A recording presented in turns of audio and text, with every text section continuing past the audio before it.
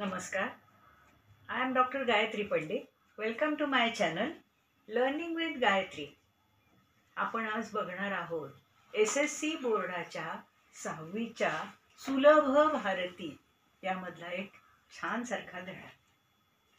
हा धडा जो आहे तो एका मुलीला एका बाबांनी लिहिलेलं पत्र आहे. आपण घर ही कविता बघितली. त्या घर ह्या कवितेमध्ये घरातल्या लोकांचं सपोर्ट असतो.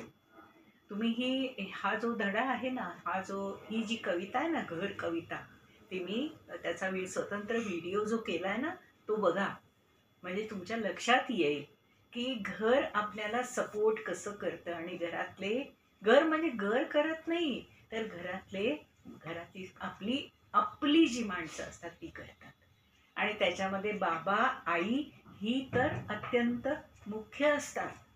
आणि तसं हे पत्र आहे. हे पत्र बाबांचं पत्र, बाबांनी आपल्या मुलीला लिहिलेलं पत्र आहे. मुलीचा काही प्रॉब्लेम आलाय मुलीला, आणि तो प्रॉब्लेम तिला तो प्रॉब्लेम वाटता कामा नये, आणि तिला फेस करता यायला पाहिजे. आणि तिच्या घर ह्या कवितेमध्ये बघितलंय बरं का तुम्ही, की कितीही संकटाचे डोंगर आले तरी सुद्धा घर हे फेस करतं. तसंच इथं बाबांनी तिला सांगितलंय की तुझे जे प्रॉब्लेम आहेत ना, त्याला तू फेस कर, त्याला तू सामोरी जा आणि ते प्रॉब्लेम सोडव. आता ते प्रॉब्लेम काय आहेत बघूया बरं का. तर हे SSC बोर्डाच्या 6वीच्या सुलभ भारती यातला हा छान सारखा धडा आहे. आणि हा लिहिलाय कोणी? एकनाथ आव्हाड यांनी लिहिलेला आहे. ते आपल्या मुलीला काय सांगतात बघा. प्रिय वैष्णवी. आता ह्या मुलीचं नाव काय आहे त्यांच्या? वैष्णवी. अनेक शुभ आशीर्वाद. बघा पत्राची बाबांनी सुरुवात कशी केलेली आहे. बाबा मोठे आहेत, तर बाबांनी आपल्या मुलीला लिहायचा मायना किंवा सुरुवात ही कशी असते? प्रिय वैष्णवी, अनेक शुभ आशीर्वाद.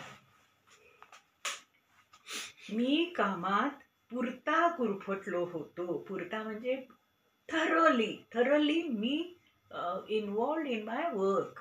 I was very much involved in my work. मी कामात पुरता गुरफटलो होतो. गुरफटणे म्हणजे त्याच्यामध्ये गुंतून जाणे, इन्वॉल्व होणे. तर गुरफटणे हा शब्द तुम्हालाही वापरता येईल. मी कामात पुरता गुरफटलो होतो म्हणून पत्र पाठवायला उशीर होत आहे. मी थोडासा लेट झालं कारण मला फार काम होतं, आणि त्यामुळे मी तुला लगेचच पत्र लिहू शकलो नाही. तुझ्या आईने मला दूरध्वनीवरून सांगितले. दूरध्वनी म्हणजे टेलिफोन. तुझ्या आईने मला दूरध्वनीवरून सांगितले की तुला 6माहीचा गणिताचा पेपर खूपच कठीण गेला. तिचा टर्मिनल एक्झाम झाली आहे बरं का. टर्मिनल एक्झाम झाली आहे, आणि त्या टर्मिनल एक्झाममध्ये तिला मॅथमॅटिक्सचा जो पेपर होता तो तिला थोडासा कठीण गेला. तर तिला कठीण गेला म्हणजे काही थोडंसं चुकलं असेल, काही कन्सेप्ट तिचे क्लिअर झालेले नसतील, आणि त्या क्लिअर नसलेल्या कन्सेप्टमुळं तिला ते गणित सोडवायला थोडीशी अडचण आली असेल. म्हणून तू फार निराश झाली आहेस.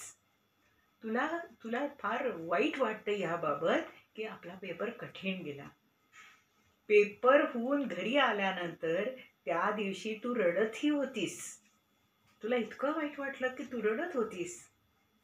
मला वाटलं दूरध्वनीवरून तुझ्याशी बोलण्यापेक्षा तुला पत्र लिहूनच तुझ्याशी हितगुज करावं. हितगुज करावं म्हणजे हित म्हणजे चांगलं, हिताचं, ज्याच्यातून समोरच्याचं चांगलं होईल त्याला हित म्हणतात. आणि गुज याचा अर्थ बोलणं, चांगलं व्हावं समोरच्याचं ह्याच्यासाठी जे बोललेलं असतं ना त्याला हितगुज असं म्हटलं जातं. हितगुज याचा अजून एक आपल्याला अर्थ समजवता येईल. आपल्या मनातील गोष्टी सांगणे, ह्यालाही हितगुज असं म्हटलं जातं. हितगुज करणे. मला वाटलं दूरध्वनीवरून म्हणजे तुझ्याशी टेलिफोनवरती बोलावं, पण मला नंतर लक्षात आलं की आपण तिला पत्रच लिहावं. कुणाला? वैष्णवीला. मला वाटलं दूरध्वनीवरून तुझ्याशी बोलण्यापेक्षा तुला पत्र लिहूनच तुझ्याशी हितगुज करावं, तुझ्याशी बोलावं, म्हणून तुझ्यासाठी हे पत्र लिहित आहे. म्हणून हे तुला मी पत्र लिहित आहे. अलीकडे काय झालंय, आपण प्रत्यक्षात पत्र लिहितोच असं नाही, पण जेव्हा पत्र लिहितो, कोणाचं तरी पत्र आपल्याला येतं, ते तुम्ही बघा, त्यातनं किती आपल्याला आनंद मिळतो.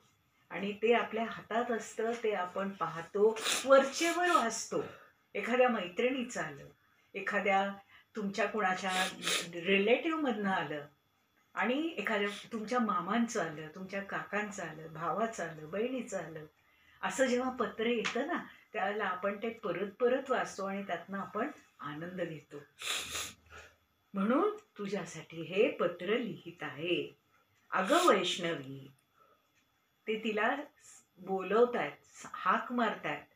अगं वैष्णवी, गणिताचा पेपर कठीण गेला, म्हणून नंतर असलेल्या विषयांचे पेपर अवघडच जाणार. असं होत नाही ना. एक पेपर थोडासा कठीण गेला, ठीक आहे, पण पुढचे सगळे चांगले जाऊ शकतात. म्हणून काय तोच पेपर पकडून नाही बसायचं की बाबा एक गणिताचा पेपर कठीण गेला. मग त्यामुळे आपला मूड ऑफ होतो, आपण नाराज होतो, आणि मग काय होतं, पुढच्या पेपराची आपण तयारी करायला थोडंसं मागं पुढं बघतो. मग त्या गोष्टींचा विचार करीत बसल्याने उरलेल्या पेपरवरही त्याचा विपरीत परिणाम होतो. काय होतं, मनात सारखं येत राहतं ना, माझा मॅथ्सचा पेपर कठीण गेला, माझा मॅथ्सचा पेपर कठीण गेला, आता काय करू, मॅथ्सचा पेपर कठीण गेला. आणि असं सारखं मनात यायला लागलं की पुढच्या पेपराचा अभ्यास कसा व्हायचा, पुढच्या पेपरांचा अभ्यास व्हायला पाहिजे ना. आणि पुढचे पेपर जर चांगले जाणार असतील तर या पेपराचं जे कठीण गेलेलं मनात जे आलेलं आहे ना, ते बाजूला सरकवायला पाहिजे. आता पुढे बघा. अगं, एखाद्या विषयात गुण कमी पडले म्हणजे मार्क्स. अगं, एखाद्या विषयात गुण कमी पडले तर त्याचा अर्थ आपण आयुष्यात अपयशी झालो असे नाही होत. तुम्ही डिफीट हे तुम्ही डिफीट झालाय असं होत नाही. काय होतं की एखादी गोष्ट नाही आली याचा अर्थ बाकीच्या गोष्टी तुम्हाला येत नाहीत असं होत नाही. एखाद्याला फुटबॉल खेळायला चांगलं येतंय याचा अर्थ त्याला टेबल टेनिस चांगलं येईल असं नाही. त्यामुळं काय लक्षात ठेवायचं की एखादं जरी आपल्याला कमी आलं तरी बाकीच्या सगळ्या गोष्टी आपल्याला चांगल्या येऊ शकतात. अगं, एखाद्या विषयात गुण कमी पडले तर याचा अर्थ आपण आयुष्यामध्ये अपयशी ठरलो असं होत नाही. गणितातील संकल्पना म्हणजे त्याच्यातल्या ज्या आयडियाज असतात, संबोध म्हणजे तुमच्या त्या कन्सेप्ट ज्या असतात, त्या ज्या कन्सेप्ट त्याच्यामध्ये येतात. आता a+b असं जर तुम्हाला सांगितलं गणितामध्ये, तुम्हाला आता हे पुढच्या वर्षी किंवा त्याच्या पुढच्या वर्षी येऊ शकतं, कारण हे अल्जेब्रा आहे. पण तुम्हाला समजा सांगितलं की 97 + 3. आता हे प्लस तुम्हाला माहिती आहे, हा प्लसचा कन्सेप्ट तुम्हाला माहिती आहे. कन्सेप्ट म्हणजे काय, ह्याच्यात ऍड करायचंय. हा जो कन्सेप्ट आहे हा तुम्हाला समजला पाहिजे. गणितातील संकल्पना, संबोध म्हणजे काय, प्लसला प्लस म्हणतो आपण, मायनसला मायनस म्हणतो. मायनसला प्लस म्हणतं की गणित चुकलं. इथे तुम्ही काय आहे, तुमचं संबोध आहे. तुम्ही त्याला काय कॉल करता, तुम्ही त्याला काय म्हणता, हे सगळ्यात महत्वाचं. क्रिया म्हणजे तुम्ही जे गणित सोडवलेलं असतं की बाबा समजा +10 + 10 + 7 हे तुम्हाला समजा सांगितलं गणित, तर हे काय होतं, याची तुम्ही क्रिया करत जाता. 10 त्याच्या पुढे जो आकडा असेल, त्याच्या पुढे जो आकडा असेल, पुढे जर समजा मायनस असेल, तो कन्सेप्ट असतो मायनस हा, आणि त्याच्यामध्ये आपण क्रिया काय करतो, तर मायनस करायची, त्याच्यामधून वगळायची, त्याच्यामधून कमी करायची. ही जी संकल्पना आहे, ही जी क्रिया पण आहे त्याच्यामध्ये, ह्या क्रिया या सगळ्या समजावून घे तू. आणि ह्या क्रिया जेव्हा तुम्हाला समजतील त्यावेळेला तुमचं गणित चुकणारच नाही, शक्यच नाही चुकणं.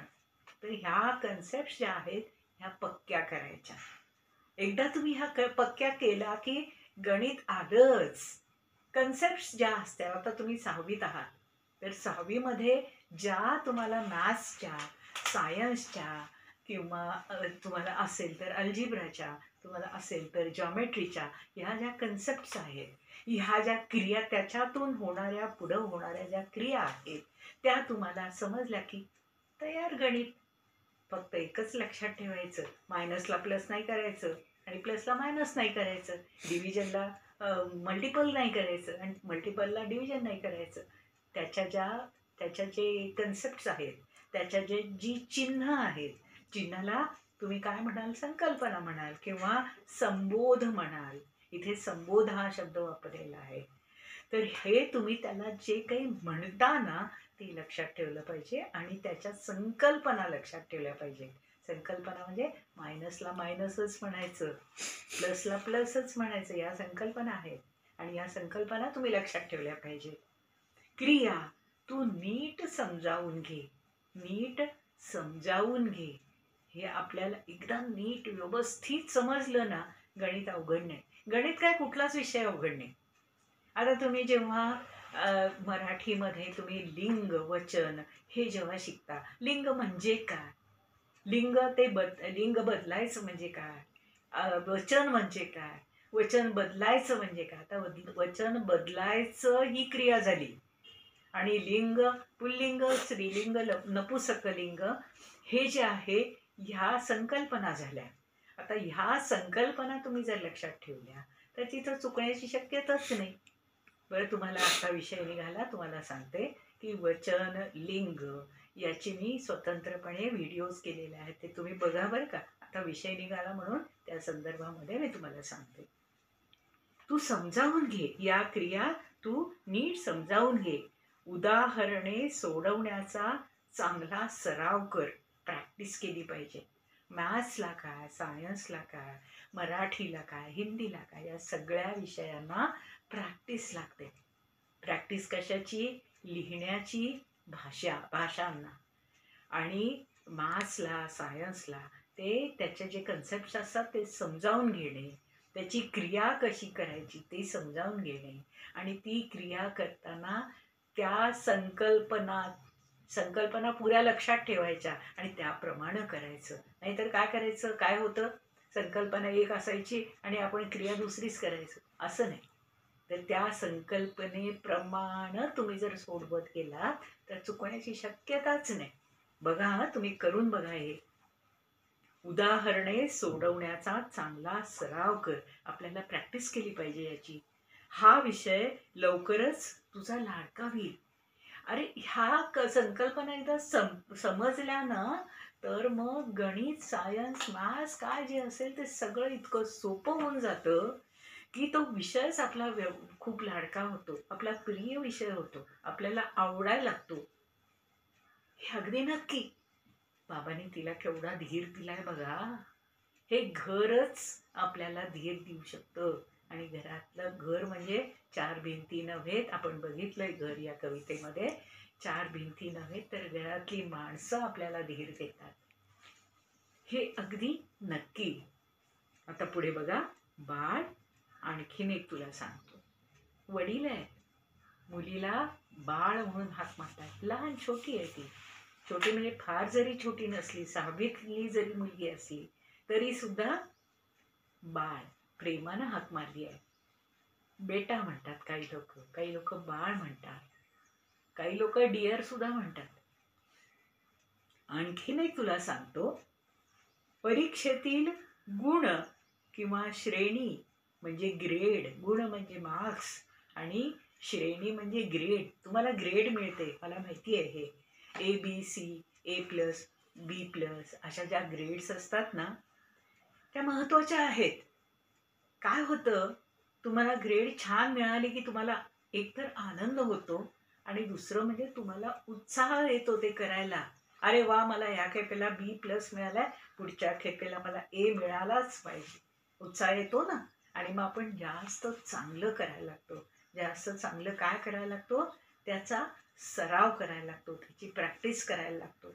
आणि ही प्रॅक्टिस जितकी जास्त होईल ना, तेवढे आपले मार्क वाढतील, तेवढा आपल्या श्रेणी वाढेल, तेवढी आपली ग्रेड वाढेल. त्यामुळं ही ग्रेड महत्त्वाची आहे बरं का. म्हणजे नुसतंच मला ग्रेड आहे किंवा असं नाही. तर ग्रेड कमी आहे तर पुढची ग्रेड मला मिळवायची ही जिद्द असते. त्यामुळं ही श्रेणी, ही ग्रेड जी काय दिलेली असते ती महत्त्वाची असते. पण त्याही पेक्षा आपल्या आंतरिक गुणाची वाढ करणे हे अधिक महत्त्वाचे आहे.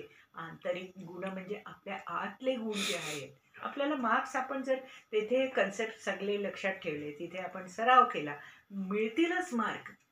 पण आंतरिक गुण जे असतात, आपले आतले गुण जे असतात, आपले इंटरनल गुण जे असतात, ते सगळ्यांनाच मिळतात असं नाही.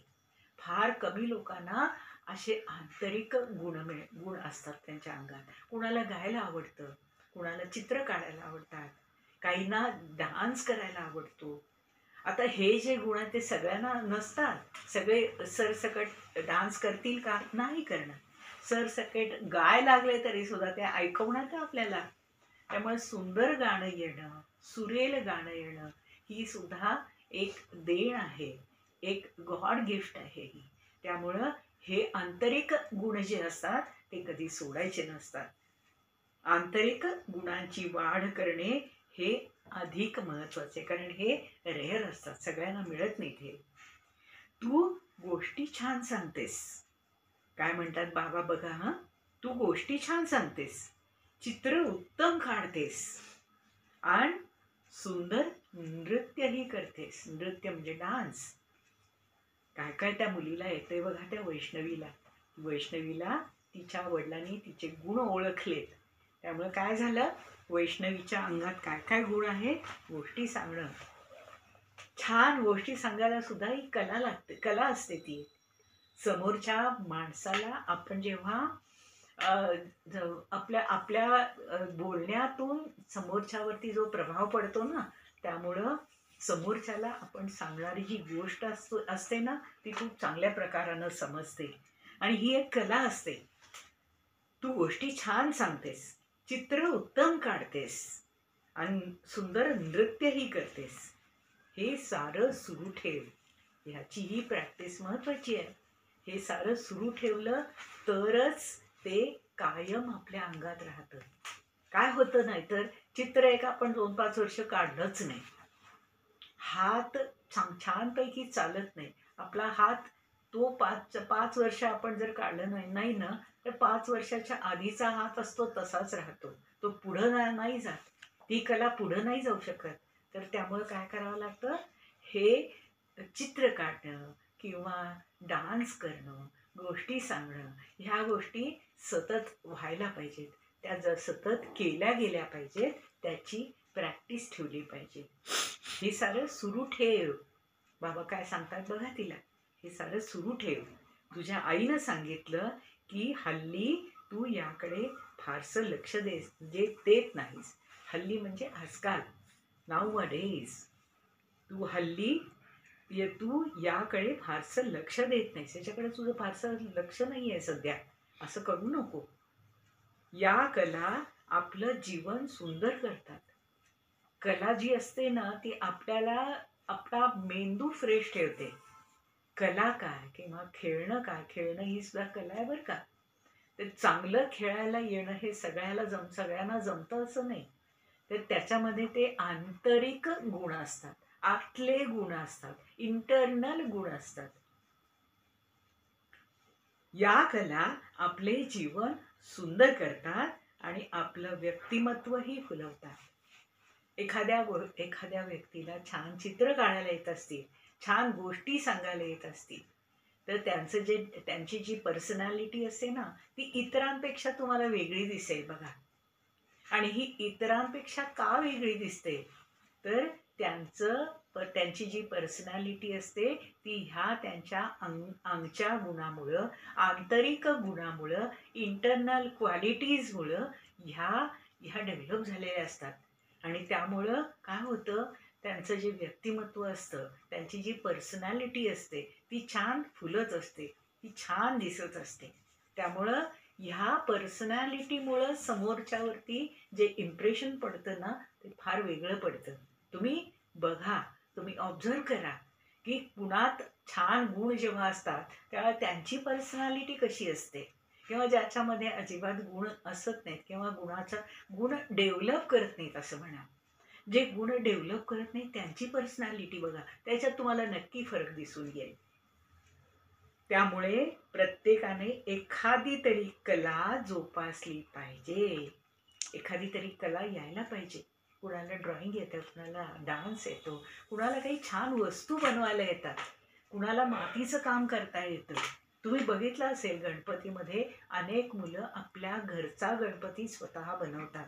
ही त्यांच्या हातात असलेली कला आहे आणि ही कला नेहमी डेव्हलप केली ना तर दरवेळेस जे काही हाताने बनवलं जाईल ते अतिशय सुंदर व्हायला लागेल आणि त्याच्यामध्ये फिनिशिंग यायला लागेल आणि ते जास्त चांगलं दिसायला लागेल. त्याला एक चांगला प्रोफेशनल लुक येईल. त्यामुळे हे जे हातातनं होणारी जी कला असते किंवा आपल्या अंगातली जी कला असते ती डेव्हलप केली गेली पाहिजे आणि त्याच्यामध्ये सतत आपण लक्ष ठेवलं पाहिजे. स्वतःमधील गुणांची वाढ करायला तुला अनेक संधी मिळतील. You will get opportunities to develop your art, to develop the qualities in you. स्वतःमधील गुणांची वाढ करायला तुला अनेक संधी मिळतील, त्यांचा तू पुरेपूर उपयोग करून घे. पुरेपूर म्हणजे पूर्णपणे, कम्प्लिटली म्हणजे तुम्ही काय करायचं की बाबा एखादी जर संधी आली तर ती सोडायची नाही.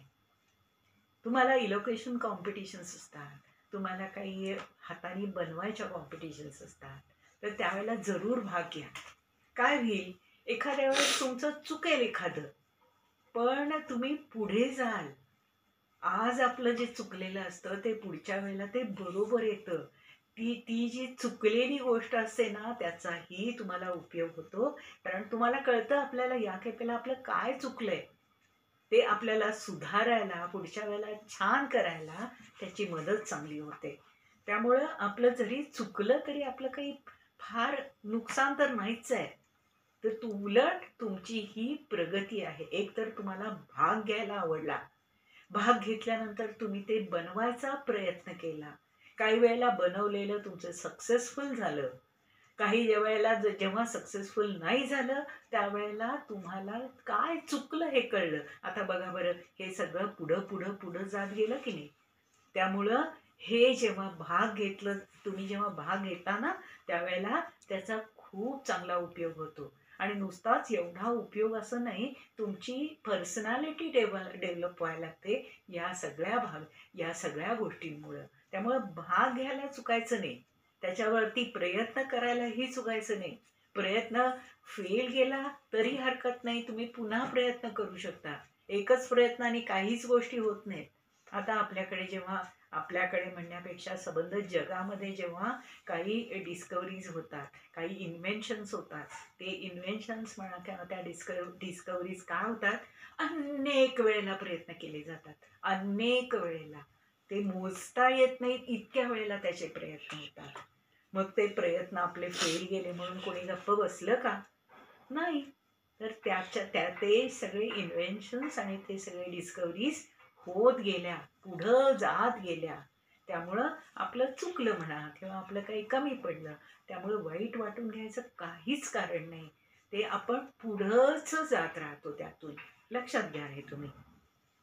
बाबांनी सांगितलेले ऐकून त्याप्रमाणे तू वागशील याची मला खात्री आहे. मी तुझ्या कल्याणासाठी सांगतोय.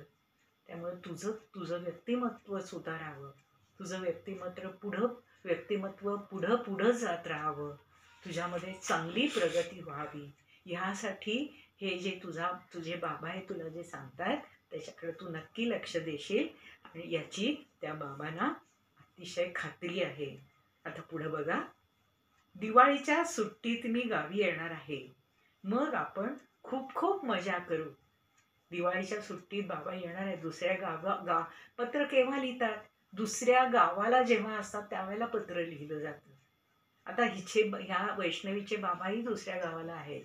आता तिथून ते पत्र लिहित आहेत आणि ते काय म्हणतात, मी दिवाळीच्या सुट्टीत गावी येणार आहे, गावाला मी येणार आहे, आपण तेव्हा खूप मजा करूया, किल्ले बांधू. दिवाळीच्या सुट्टीत तुम्हाला माहित आहे की आपण अनेक ठिकाणी किल्ले बांधतो. आपण अनेक ठिकाणी छान मॉडेल किल्ले बांधले जातात, बनवले जातात आणि ते आपण बघायला सुद्धा जातो. मॉडेल किल्ले असतात, अनेक किल्ल्याच्या प्रतिकृती तिथे केलेल्या असतात, बनवलेल्या असतात त्या, आणि ह्या बघायला सुद्धा आपल्याला मजा येते, खूप छान वाटतं. आता ही सुद्धा कला आहे बरं का. ही तो तिथे किल्ला बनवणारा जो असतो तो आपली डेव्हलप करतो आणि छान किल्ले बनवतो. किल्ले बांधू, कंदील तयार करू. तुम्हाला माहिती आहे आकाश कंदील सुंदर दिसतात. आणि दिवाळीमध्ये आपण जर समजा आपल्या गावच्या मोठ्या बाजारपेठेमध्ये जर जायला लागलो ना, तर तिथे आकाश कंदील लावलेले दिसतात आणि ते अगदी खूप रोषणाई केलेली असते, आकाश कंदील लावलेले असतात आणि तो झगमगाट आपल्याला छान वाटतो. आणि असं हे आपण असा हा कंदील छान आपण दिवाळीत बनवूया असं बाबांना वाटतं. गप्पा मारू. खूप दिवसांनी बाबा जातील ना दिवाळीच्या सुट्टीत, त्यामुळे खूप गप्पा होतील. काय काय केलं आपण, शाळेमध्ये काय झालं, मैत्रिणींच्या बरोबर मित्रांच्या बरोबर काय काय झालं आपण शेअर करतो आपल्या घरच्या लोकांच्या बरोबर. आणि बाबा तर फार दिवसांनी आले तर त्यांच्याशी तर काय आपण सोडतच नाही त्यांना, आणि त्यांच्याशी खूप गप्पा मारतो, काय काय झालं ते सतत सांगत राहतो. त्यांच्याकडून काही शिकतो आपण त्यावेळेला की काय करायचं पुढे. हे असा प्रॉब्लेम आला, बाबा तुम्ही मला सांगा हा प्रॉब्लेम मी कसा सॉल्व्ह करू, असं सुद्धा आपल्याला आपल्या वडील मंडळींच्याकडनं समजून घ्यायला त्यावेळेला खूप मजा येते. आपले प्रॉब्लेम सॉल्व्ह होतात. आणि दिवाळीचा फराळही करू. तुम्हाला मजा येते असेल.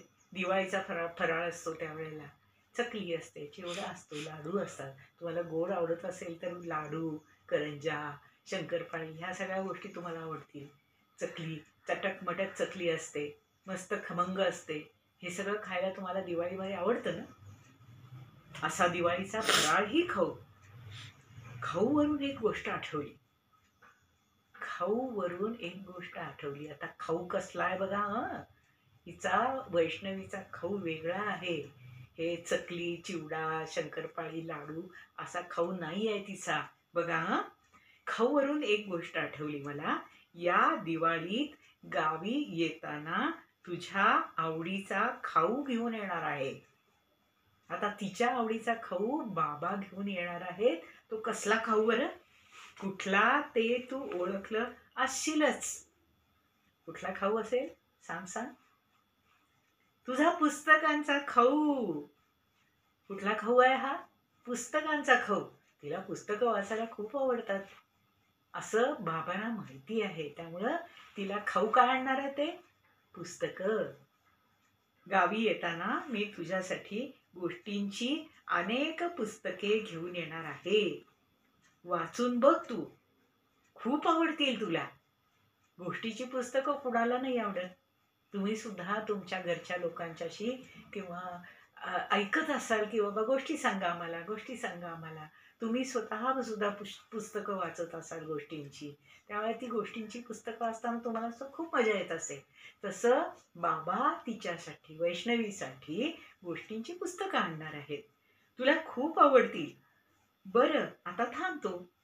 बाकी सारे भेटी अंती बोलूच. लवकरच बाबा येणार आहेत ना. भेटी अंती म्हणजे जेव्हा आपण भेटू तेव्हा. भेटी अंती म्हणजे जेव्हा मी घरी गावी येणार आहे त्यावेळेला आपण खूप खूप बोलू, खूप गोष्टी करू. बाकी सगळे आपण त्यावेळेला खूप गप्पा मारू. खूप छान तुला जो आवडणारा खाऊ आहे पुस्तकांचा तो घेऊन येतोय मी, तोही तुला नक्कीच आवडेल. आता ह्या सगळ्या गोष्टी बाबांनी तिला सांगितल्या, तिला धीर दिला. तिला गणिताचा पेपर अवघड गेला त्याबद्दल तिची समजूत काढली. तिला सांगितलं हे म्हणजे सगळं नसतं, तू अजून छान प्रयत्न कर, त्याचे कन्सेप्ट समजून घे. असं सगळं केलं की तुला खूप छान आवडेल. तर तुम्हाला हा माझा व्हिडिओ कसा वाटला मला जरूर सांगा. माझ्या चॅनलला लाईक करा, सबस्क्राईब करा आणि शेअर करा. थँक्यू.